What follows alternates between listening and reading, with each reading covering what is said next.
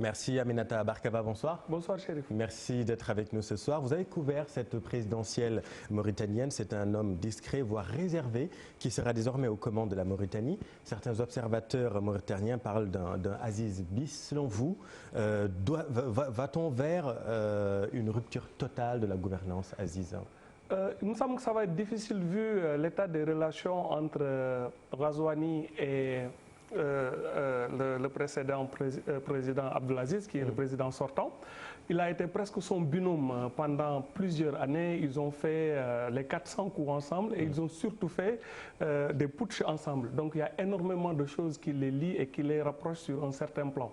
Mais je pense que vu la situation actuelle de la Mauritanie, et ne serait-ce que pour se débarrasser de cette impression d'être un peu le pion de Aziz, qui a une tutelle assez encombrante, très rapidement, Ghazouani devra prendre ses marques et aussi gérer l'État mauritanien selon son propre tempérament. Alors, durant la campagne, Ghazouani a promis des milliards d'investissements dans l'accès au développement. De quelle situation a-t-il hérité justement?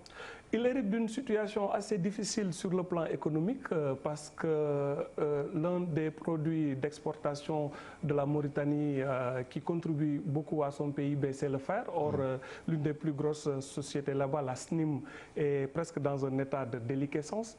Il est reproché au régime d'Aziz d'avoir favorisé beaucoup de corruption, beaucoup de prédation, et la situation économique n'est pas des meilleures en Mauritanie, même si le pays regorge de minerais. C'est un peu ça le paradoxe. Voilà un pays très riche sur le plan minier, qui potentiellement, avec un nombre réduit d'habitants qui tourne autour de 4 millions, pourrait être une petite Suisse de l'Afrique, mais où il y a une très très grande misère, parce que la richesse est juste concentrée entre les mains d'une minorité. Alors il y a une question qui cristallise les passions, c'est les inégalités en Mauritanie. C'est là-dessus d'ailleurs que l'opposition avait axé son message de campagne. La réconciliation nationale, là aussi, le nouveau président sera forcément attendu.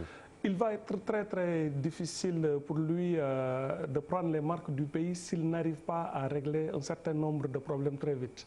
C'est un pays qui est très fracturé sur le plan de la cohésion sociale.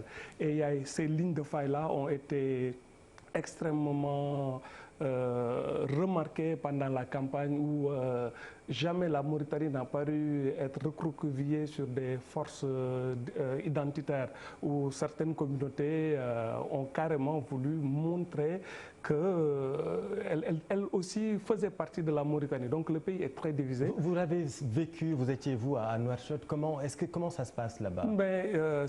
Ça se voit à l'œil nu, ça se voit dans les conversations entre communautés. Ce n'est pas la guerre civile, il ne faut pas exagérer, mais il y a des plaies qui ont été très mal pensées, comme ce que le gouvernement mauritanien appelle le passif humanitaire, qui, si on ne met pas de pudeur autour des mots et qu'on parle franchement, ce sont les exactions qui ont eu lieu pendant les années 89-91 avec des pendaisons de soldats négro-mauritaniens à Inal, les exécutions extrajudiciaires. Et aujourd'hui, cette question, c'est qu'on en est loin. Oui, des déportations de population. Le président Aziz avait fait un geste dans le sens de la réconciliation, mais au fond, les plaies restent mal cicatrisées. Et le président qui était allé le plus loin dans le règlement de ce passif humanitaire, c'était le président Sidi Oka, mais il a été renversé par Aziz. Birame Abed a beaucoup parlé, lui, de ces inégalités. Oui, au-delà de des inégalités ou du passif humanitaire qui touche la communauté négro-africaine, il y a ce problème de l'esclavage ou des séquelles de l'esclavage, comme dit le gouvernement mauritanien, qui reste un très gros problème en Mauritanie. Alors, ce qui est sûr, c'est qu'il y a un point sur lequel les Mauritaniens pourront compter sur le nouveau président, presque les yeux fermés, j'ai envie de dire, pour avoir été pendant 10 ans le chef d'état-major des armées, c'est la sécurité et la préoccupante question du Sahel, même si, il faut le signaler, depuis 2011, il n'y a pas eu d'incident majeur en Mauritanie. Absolument. Le volet sécuritaire a toujours été une sorte de rente pour l'État mauritanien et Aziz a beaucoup surfé sur ça. Et Ghazouani, ayant occupé les fonctions de chef d'état-major, d'ancien chef de la sûreté, ministre de la Défense, a plutôt un a priori positif de ce côté-là pour pouvoir tenir le pays et le gérer, vu le contexte très dégradé dans le Sahel. Il faut regarder ce qui se passe autour d'un voisin comme le Mali. On l'attend beaucoup sur ça. A priori, il a les atouts pour pouvoir maintenir ce glacis sécuritaire qui fait de la Mauritanie une sorte d'exception dans la sous-région. Dernière chose, Barkaba, le président Macky Sall était présent à l'investiture. Comment voyez-vous les relations entre les deux pays? J'allais dire le partage des ressources, puisqu'il y a entre les deux pays aujourd'hui la grande tortue Armeim, ce gisement de gaz découvert en 2015 par Cosmos et BP. Comment voyez-vous les relations futures? On peut considérer que le Sénégal a été très généreux dans le partage de ses ressources parce qu'on a fait du 50-50. Vu les relations passées qui ont été assez problématiques entre les deux pays, on peut penser que chacun des deux pays a voulu un peu mettre de l'eau dans son vin.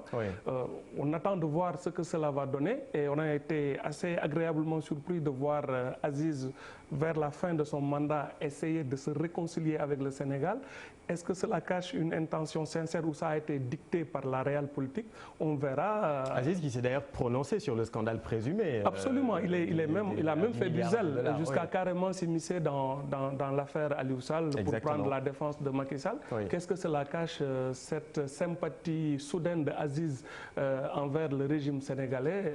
Bon, on verra ce que ça va donner, mais surtout voir si le Sénégal pourra, tout en maintenant sa politique de bon voisinage avec la Mauritanie qui est importante, mais défendre de manière souveraine ses intérêts, ce qui n'a pas toujours été le cas. Et rappelez que des accords ont été signés entre les deux pays en décembre 2018 avant d'entamer le processus d'exploitation et les premiers mètres cubes de ce champ, la grande tortue Armeim, sortiront des fonds marins en 2021. Il produira 2,5 millions de tonnes de gaz annuellement. Barkaba, merci beaucoup. Merci, Chérif. Un mot de sport avant de boucler cette édition. Modulo, le roi des arènes, n'exclut pas d'observer une saison blanche. L'information émane de Biram Ning, son manager, qui faisait face à la presse ce jeudi. Il ajoute qu'Ama Baldé n'est pas dans les plans du nouveau roi. C'est un sujet de Cheikh Sadibou Diarra et Gervais Yao.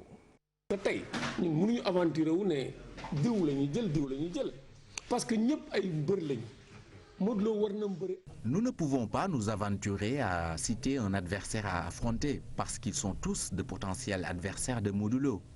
Actuellement, nous sommes au stade de repos parce que nous sortons d'une année pleine avec 2 combats. À tête reposée, Modulo et son staff vont déterminer le choix à faire.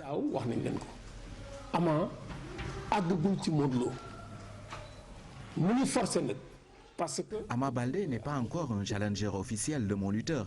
Il fait toutefois le forcing parce que le combat lui tient à cœur. Mais c'est impossible pour le moment.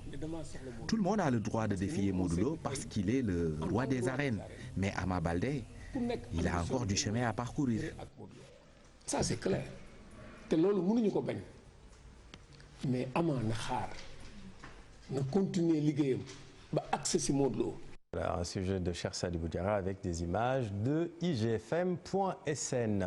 Voilà, c'est la fin de cette édition. Merci de l'avoir suivi. Retrouvez demain Cheikh Tidiane Diao pour le JT de 20h. À suivre ce soir votre série Mœurs. Quant à moi, je vous donne rendez-vous lundi pour le 20h de TFM. Restez avec nous, vous êtes au bon endroit.